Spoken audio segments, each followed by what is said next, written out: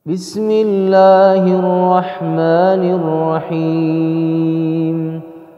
Assalamualaikum warahmatullahi wabarakatuh.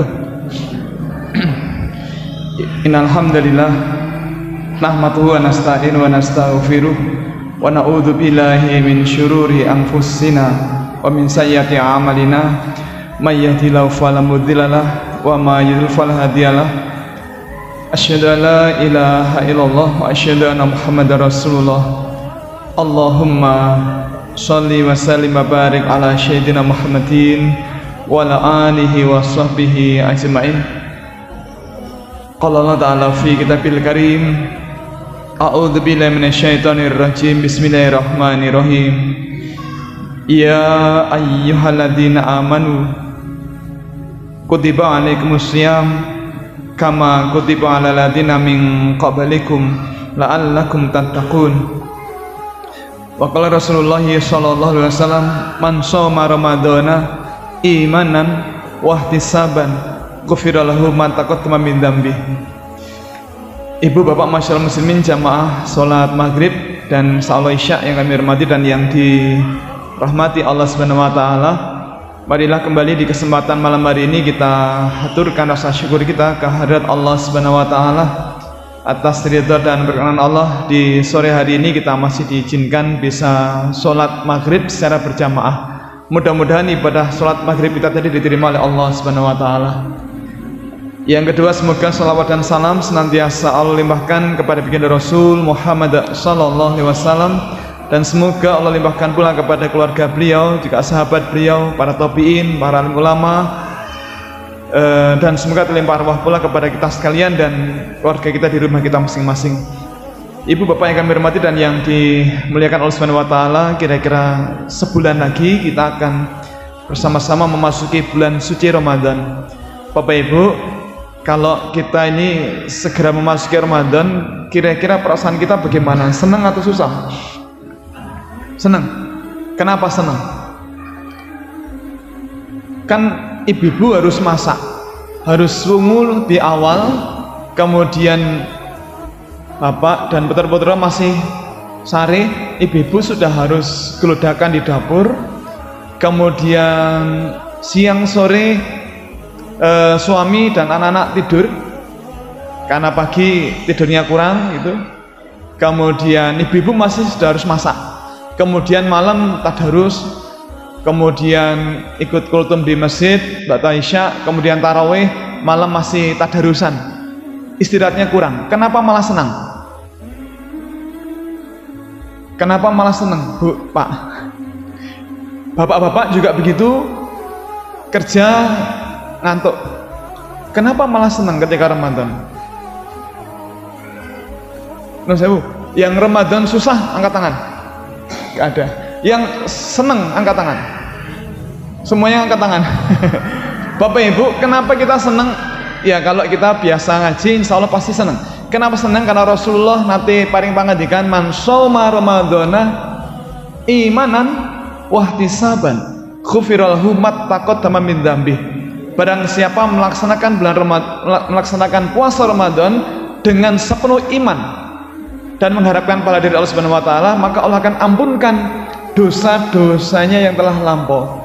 Bahkan Rasul juga ngendika, man qama ramadhana imanan wa ihtisaban ghufira lahu ma taqaddama min dzambi. Barang siapa menegakkan malam-malam di bulan Ramadan, menegakkan malam-malam itu bisa dengan sahur, kemudian sholat subuh berjamaah, kemudian ba'da maghrib ngaji. Maksudnya setelah buka puasa kemudian nunggu isya itu ngaji. Ya mungkin wudhu lebih awal, kemudian berangkat ke masjid menunggu adzan isya. Kemudian begitu adzan isya, kemudian kita sholat hajat, ya. Bukan rawatib tapi hajat misalnya. Kemudian sholat isya berjamaah, kemudian mengikuti kultum, ba'da isya, kemudian tarawih. Salat tarawih tidak langsung mundur tapi tadarusan. Nah kalau kita menegakkan malam-malam di bulan Ramadan dengan sepenuh iman dan mengharap pahala dari Allah Subhanahu wa taala, maka Allah akan ampunkan dosa-dosanya yang telah lampau. Bapak Ibu yang tidak punya dosa ada? Keaturan angkat tangan. Jenengan kagungan dosa mboten, Pak? Ibu-ibu yang punya dosa adakah? Bapak Ibu ada yang punya dosa? Saya angkat tangan paling tinggi. Ini alhamdulillah banyak bapak-bapak yang tidak mengangkat tangan. Berarti memang tidak kagungan dosa nih. Betul napa-napa. Saya berkeyakinan bahwa saya dosanya banyak. Barangkali yang diantara bapak ibu yang sekarang rawuh di tempat ini yang dosanya paling banyak saya. Maka mestinya ketika Rasulullah menyampaikan ini, dan Rasul tidak pernah berdusta. Wallahi bapak ibu, Rasulullah tidak pernah berdusta. Beliau mboten nate goroh, tidak pernah ngapusi, tidak pernah berkata-kata kecuali kata-kata yang baik dan benar. Beliau tidak pernah menyebarkan hoax, tidak pernah menyebarkan fitnah, tidak pernah menyebarkan kata-kata yang menyakiti hati orang. Tidak pernah Rasulullah. Maka kalau beliau mengatakan dosa itu diampuni, maka itu pasti diampuni. Wallahi. Cuma Bapak Ibu, apakah semua orang yang berpuasa diampuni? Nah, kita tidak tahu. Yang jelas Rasul itu juga ngendika, barang siapa berpuasa tetapi tidak meninggalkan perkataan yang dusta dan tetap beramal dengannya, maka Allah Azza wa Jalla merasa tidak butuh dia meninggalkan lapar dan dahaganya. Jadi kalau kita berpuasa malam sahur, kemudian sholat subuh berjamaah di masjid, kemudian masih tadarus sambil menunggu syuruk, kemudian setelah matahari terbit kita sholat 2 rakaat sholat syuruk, kemudian nunggu sebentar sholat duha baru kondur pulang, kemudian siang ke masjid lagi untuk sholat duhur secara berjamaah, kemudian kondur. Asar juga begitu, kemudian menjelang maghrib tidak ke masjid karena ada kajian sore, kemudian maghrib berjamaah, kemudian buka puasa, kemudian kondur, kemudian persiapan isya, tadarus dan seterusnya. Apakah kemudian dosa-dosa kita diampuni? Wallahu a'lam bishawab. Tetapi Rasul memberi rambu-rambu, kalau kita berpuasa tetapi tidak meninggalkan kata-kata yang dusta dan tetap beramal dengannya, maka Allah Azza wa Jalla merasa tidak butuh dia meninggalkan apa dan dahaganya. Artinya puasanya sia-sia. Na'udzubillah min dzalik. Nah, berkata dusta ini bisa lewat lisan, bisa lewat jari. Jadi kita ngetik, nge-share berita dusta di medsos, di WhatsApp, di Telegram, di Instagram, di Facebook, kita nge-share berita bohong. Hati-hati. Itu termasuk menyebarkan berita dusta, termasuk berkata-kata yang tidak benar. Maka hati-hati, kalau kita tidak tahu kebenaran sebuah berita, lebih aman kita simpan berita itu di tempat kita. Jadi kalau misalnya ada orang mengatakan menceritakan tetangga atau siapa begitu dan kita tidak tahu kebenarannya, maka kita simpan saja di diri kita. Tidak usah kita ikut menyebarluaskannya. Kalaupun itu benar, kita berpikir apa ya manfaatnya menyebarkan itu. Hati-hati dengan lisan dan jari tangan kita. Maka Bapak Ibu, jangan sampai kemudian kita hanya mendapatkan lapar dan dahaga saja, karena Rasul juga ngendika betapa banyak orang berpuasa namun yang diperoleh hanyalah lapar dan dahaga saja. Maka ternyata Bapak Ibu, ketika kita bulan Ramadan berkata-kata yang dusta saja tidak boleh, apalagi makan makanan yang diharamkan. Lawang namung goroh saja mboten pareng, apalagi makan makanan yang diharamkan. Maka jangan sampai kemudian kita puasa Ramadan tetapi berkata-kata yang dusta atau malah makan makanan yang diharamkan. Bapak Ibu nyuwun pangapunten, kalau kita berpuasa Ramadan kemudian kita ngapusi, itu puasa kita batal apa tidak?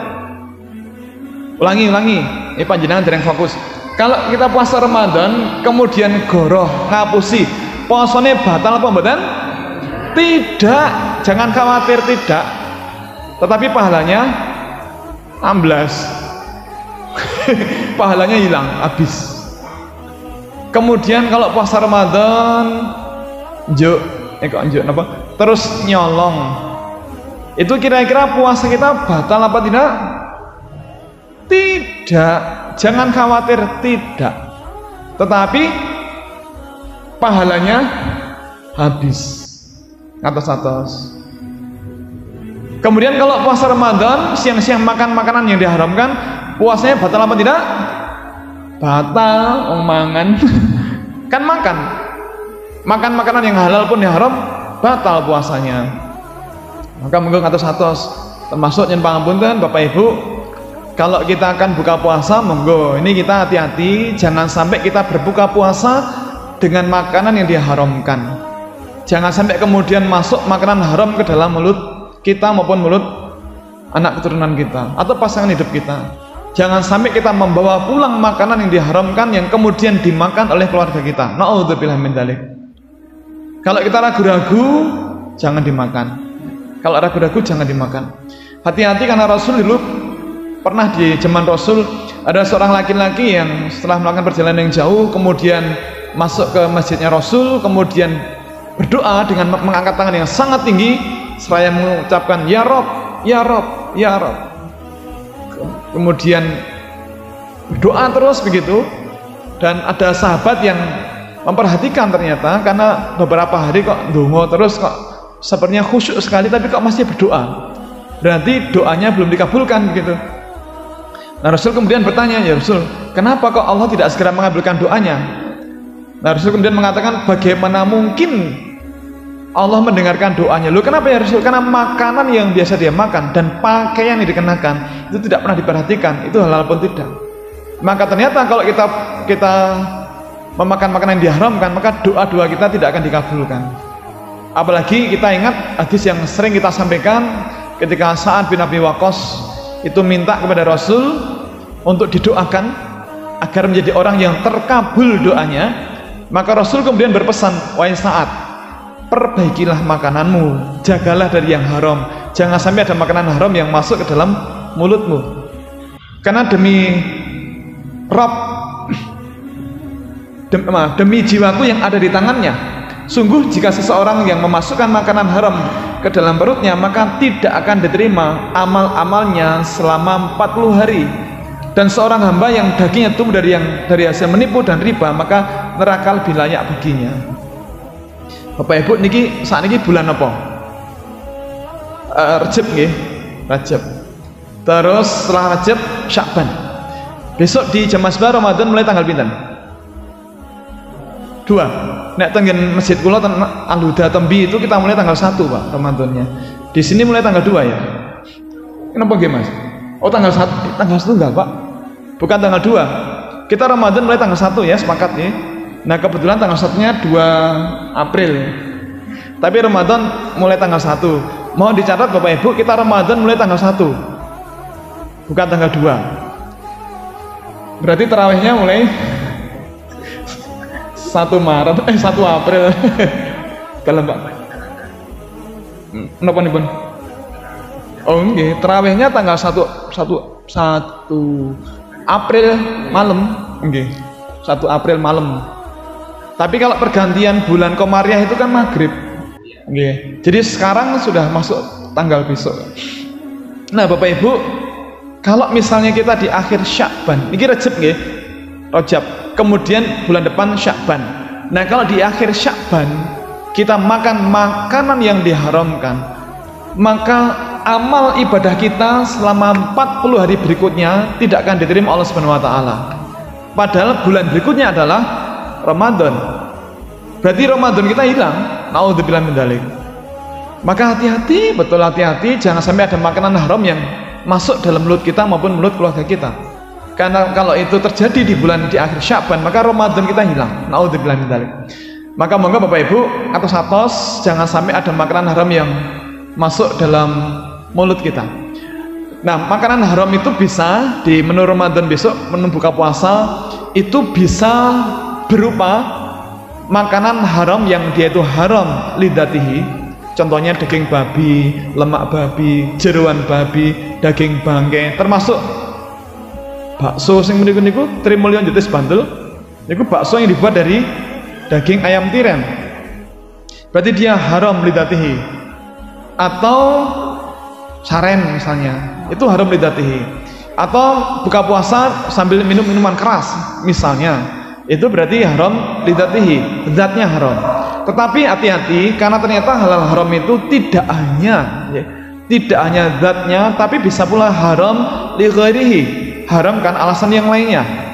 Jadi misalnya Bapak Ibu, kita buka puasa tetapi nyembang punten ibu-ibu, Bapak Ibu wau jenengan dahar brongkos sing masak sinten wau. Wonten mboten ingkang pikantuk daging?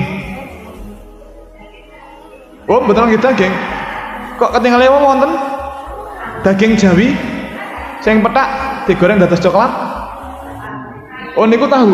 Lha iku rak daging Jawi to niku. Kalau misalnya kita pas mancing niku nemu wonten iwak sapi, daging sapi, kita bisa apa tidak mengetahui ini disembelih secara syar'i apa tidak? Di Quran surat Al-An'am ayat 121, ini Mas Ustadz juga hafal ayatnya. Allah wanti-wanti, Allah berfirman, janganlah kalian memakan daging binatang yang tidak disebut nama Allah ketika disembelih. Jadi kita tidak boleh memakan daging binatang yang kita tidak tahu ini dari binatang yang disembelih secara syar'i apa tidak, dengan membaca bismillah apa tidak. Tetapi ternyata Masya Allah, di zaman Rasul dulu, istri Rasul yaitu Ibu Aisyah, dia mengatakan begini, ada seorang yang baru masuk Islam datang ke forum Nabi, kemudian bertanya, ya Rasul, suatu kaum menghadiahi kami dengan daging, tetapi kami tidak tahu ini dibacakan basmalah apa tidak ketika disembelih, ini bagaimana? Nah Rasul kemudian mengatakan, bacalah basmalah kemudian makanlah. Masalah rampung Bapak Ibu. Jadi kalau kita besok menemukan daging ketika buka puasa, ini kan belum Ramadan ya, maka kita maklumi ketika brongkosnya tidak ada dagingnya. Tapi besok ketika Ramadan orang berlomba-lomba beramal jariah. Barangkali besok ketika Ramadan akan ada banyak jamaah masjid atau siapapun yang lewat titip binjang kagem buka puasa, kalau titip daging gangsal kilo nggih. Kan boleh begitu. Karena kepengen mendapatkan pahala sebanyak pahala orang yang berbuka puasa. Jadi orang yang punya uang besok itu akan berlomba-lomba titip uang ke masjid, nabung nggih, Mas Ustadz nggih. Judulnya kan nabung. Bapak Ibu, kalau kita punya uang dan kita ingin uang kita menetap selama-lamanya menjadi milik kita, caranya bagaimana? Uang itu kita titipkan di masjid. Bisa dengan titip ke pengurus takmir masjid atau panitia Ramadan, Mas titip ini untuk buka puasa, tolong ditumbaskan daging misalnya. Maka ketika besok di bulan Ramadan menunya sama, nasi brongkos, tetapi kok ada dagingnya dan kita tidak tahu daging ini berasal dari sapi yang saat disembelih dibacakan basmalah apa tidak, maka caranya supaya aman dan halal, pas kita mau menyantap kita membaca Bismillahirrahmanirrahim, masalah selesai. Nah maka lebih aman Bapak Ibu ketika besok di bulan Ramadan, lebih aman masak sendiri. Kalau ibu-ibu masak sendiri brongkos aman ya. Tahu insya Allah halal. Nah kalau mundur tahu, kalau di pasar ada tahu yang tidak bersertifikat halal dan ada yang bersertifikat halal, kita pilih yang bersertifikat halal. Kemudian kacang dolo ini kurang halal, halalitatihi. Keluak niku nggih halal. Terus napa melih? Napa melih San? Nggih santen mboten nggih? Ngagem santen kelapa halal. Kemudian garam nggih halal. Aman berarti nggih. Aman. Berarti brongkos aman. Tapi kalau sebelum menu besar itu ada tempe mendoan misalnya. Tetapi kita lihat niku tempe, niku sukun, niku tahu berontak. Lah lomboke pundi? Mboten wonten lombokipun. Wah, nggih mboten sedep. Gorengan mboten nggih lombok. Terus mirsani ten pojokan niku wonten wit lombok. Terus panjenengan tidak temeni niku methik, yen pangapunten, itu bukan milik kita, tidak boleh. Jangan mengambil sesuatu yang bukan milik kita. Termasuk Bapak Ibu, misalnya syukran jazilan. Misalnya panjenengan badhe ngliwet supados sedep dipun tambahi ron apa pandan, tapi mboten kagungan tanaman pandan. Ini Bu Pardi niku wonten ten pekawisanipun wonten tanaman pandan. Ini Bu Pardi niku kidul dusun niku, terus jenengan tidak menika, tapi kok jendelane kok kancingan, lawange kancingan. Terus mengok, Bu Pardi nyuwun pandane nggih, nggih. Niku tanglet piyambak dijawab piyambak niku pripun nek ngoten niku. Utawi jenengan masak sayur asem.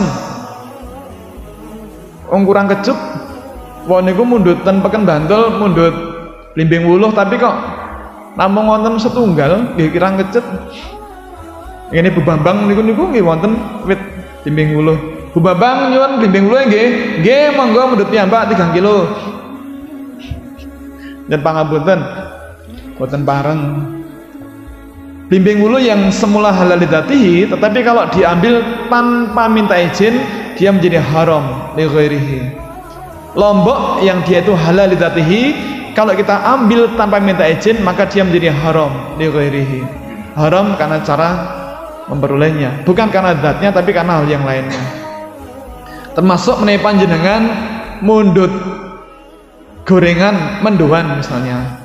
Tan mriku niku ten pinggir alun-alun lapangan wonten sing mandi gorengan. Pak kula tumbas mendoane nggih 2.000. Oh nggih. Tapi ternyata hanya diberi tempe mendoan saja. Mboten nggih lombok. Kita tidak boleh mengambil lombok itu kecuali minta izin. Kenapa? Karena wau nembungin apa toh? Jenengan mundhut apa wau? Mundhut tempe mendoan, bukan mundhut tempe mendoan dan lombok. Kan nembungin apa wau? Tempe mendoan 2.000. Kecuali nek jenengan ngendika kula tumbas tempe mendoan 2 lombok 2.000. Monggo. Tetapi kalau misalnya nembungi tempe mendoan 2.000 kok mboten diparingi lombok, nggih nembung mawon. Kula mbok nyuwun lomboke pareng mboten? Nek pareng alhamdulillah, nek mboten pareng kula tumbase lomboke gangsal 100. Itu untuk keamanan Pak Bu. Karena kita tidak diperkenankan mengambil milik orang lain tanpa minta izin. Maka monggo ngatos-atos jangan sampai juga kita mengkonsumsi makanan yang tidak halal, apalagi di menu buka puasa. Jangan sampai juga kita tertipu sebagaimana orang-orang yang tertipu dengan bakso ayam tiren yang kemarin dijual oleh orang pasang suami istri di Tanwiku niku, Tandusun, di Trimulyo Jeris Bantul. Itu ternyata dijual di tiga pasar besar, pasar Keranggan, pasar Giwangan, kali pasar Tembangan, selama 7 tahun. Berarti selama 7 tahun itu pula lah orang-orang tidak tahu dan tertipu. Monggo ngatos-atos Bapak Ibu, banyak orang yang ternyata tidak amanah. Atos-atos Bapak Ibu, di tempat kami di Masjid Al-Huda itu rutin adik-adik sore ngaji, kemudian remaja juga ngaji tapi harinya beda-beda. Nah kalau remaja itu biasanya nanti isya ditraktir makan, jadi maghrib, ba'da maghrib ngaji tadarus sampai isya, kemudian ba'da isya ditraktir oleh takmir. Nah suatu ketika saya melihat ketika masuk ke masjid menjelang adzan isya, oh ada penjual bakso hidran. Kemudian ketika sudah mau qomat, kok tidak nampak si penjual itu bergegas wudhu. Kemudian qomat selesai, kita berdiri menegakkan sholat. Kalau tengok-tengok kok bakulnya orang maju ya. Kemudian rampung sholat, kalau tengok-tengok mulai berarti sholatnya betul khusyuk. Sholat mikir-mikir wong dodol bakso. Ya pangapunten, ngaku nek betul khusyuk. Yang mandi bakso betul nonton, berarti dia tidak sholat. Nah kemudian di WA grup saya sampaikan, mohon maaf tadi saya perhatikan penjual baksonya tidak sholat. Sholat sepenting itu pun tidak dia lakukan. apalagi menjaga kehalalan baksonya. Kita tidak tahu baksonya digilingkan di mana, kita nggak tahu. Kita tidak tahu baksonya bakso yang halal apa tidak, kita tidak tahu. Kita tidak tahu bagaimana kalau menggunakan daging ayam atau daging sapi disembelih secara syariah apa tidak. Karena sholat sepenting itu pun tidak dilakukan. Maka kemudian pengurus takmir evaluasi, oke, matur nuwun, berarti besok kita berhenti membeli dari yang bersangkutan. Mending kita beli di niku mawon jamaah. Lah gini nggih wonten jamaah masjid niku mawon nanggung aman. Pramila monggo Bapak Ibu ngatos-ngatos. Jangan sampai kemudian kita sembarangan ketika makan dan akhirnya kita tertipu sebagaimana ini tadi 75 kilo, berarti hampir 1 kental. Luar biasa itu. Ini hampir 1 kental loh Pak Bu. Berarti kan banyak sekali itu. Dan selama 7 tahun itu pula kemudian orang-orang tertipu. Maka monggo ngatos-ngatos. Maka Bapak Ibu lebih aman kalau kita akan membeli masakan, kita pilih yang bersertifikat halal resmi. Termasuk kalau kita masak sendiri, maka bahan bakunya kita pilih yang aman dan halal. Kalau sayur-sayuran semuanya halal. Kacang dolo, wos, kelapa, keluak, terus ron salam, segala-gala sayur itu semuanya insya Allah aman. Tetapi kalau menggunakan produk dari binatang, harus kita pastikan ini bersumber dari tempat yang bersertifikat halal, atau si penjual atau supplier daging ayam atau daging sapinya paham dengan syariat Islam, menegakkan sholat dan seterusnya. Nah, maka lebih aman begitu. Termasuk nih panjenengan badhe masak gudeg manggar, misalnya besok di malam nuzulul Quran, pengaosan, ada menu spesial. Malam setelah pengaosan atau sebelum pengaosan diawali dengan makan malam berjamaah dengan menu gudeg manggar. Terus wonten krecekipun. Nah, kaaturan ibu-ibu ingkang blonjo bahan baku ketika membeli krecek, monggo mundhut krecek ingkang wonten logo halal resminipun ngoten niki. Wah, napa wonten? Wallahi wonten. Saya kadang-kadang menemani istri blusukan ten peken, termasuk ketika membeli bahan baku termasuk krecek, ya kami belinya krecek yang karungan besar dan di karung itu ada logo halal resmi. Ini hanya contoh saja bahwa kita mesti hati-hati ketika memilih bahan makanan. Kemudian Bapak Ibu, beberapa hal yang perlu kita cermati, tapi nampaknya waktunya tinggal 3 menit ya. Ya kita lanjutkan pekan depan. Hati-hati saestu terkait dengan bakso tadi, penggilingannya ya, atos-atos. Ini yang paling penting barangkali penggilingan. Karena barangkali sapinya sudah disembelih secara syar'i. Kemudian kalau menggunakan ikannya jelas ikan halal. Atau kalau menggunakan ayam, bakso ayamnya disembelih secara syar'i, tetapi digilingkan di mana? Maka tidak pantang bagi kita, Bapak Ibu, kalau kita membeli bakso, alternatif yang paling baik adalah kita membeli bakso di tempat yang punya sertifikat halal. Atau kalau membeli bakso frozen, kita lihat di kemasan ada apa tidak logo halal semacam ini. Kalau ada, aman. Oke, aman. Tapi kalau tidak ada, hati-hati, atos-atos. Atau kalau misalnya ada pedagang bakso eceran, coba kita tanya, digilingkan di mana baksonya? Kalau digilingkan di pasar Beringharjo, apalagi pasar Patok, wah, atos-atos. Beberapa hari yang lalu saya dihubungi wartawan karena beliau membaca laporan saya ngisi kajian, kemudian diuraikan di Jogja harus hati-hati begitu, karena ditulis oleh Humas UGM, kemudian dibaca oleh wartawan-wartawan yang lain. Terus ada beberapa wartawan yang menghubungi saya, kemudian ditulis ulang dengan bahasa beliau, kemudian di double check ke Dinas Peternakan dan pemerintah begitu. Alhamdulillah saya dapat kabar baik bahwa pemerintah akan mengatur tempat penggilingan daging, dan kabarnya mudah-mudahan jadi kabar baik, penggilingan daging babi dipusatkan di pasar Patok harapan kita mudah-mudahan di luar pasar patok tidak ada penggilingan daging babi, dan mudah-mudahan kalau ada yang menyimpang mudah-mudahan ditindak tegas.